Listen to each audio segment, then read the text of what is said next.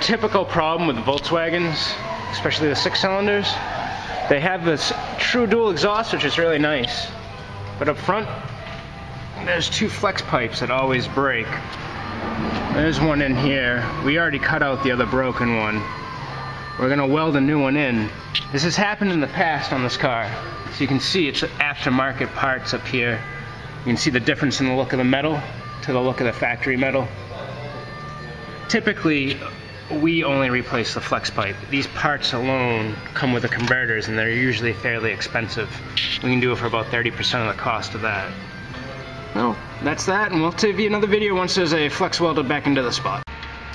We are just welding in the replacement part. You can see he's welding the flex now. Oh, you see right behind the converters, there's also 2 little sections of new pipe. Those little clamp sections are just worn out. The customer was cheaper to weld them in, so that's what they wanted. That's it. That's how we save you a bunch of money doing these flexes on the Volkswagens.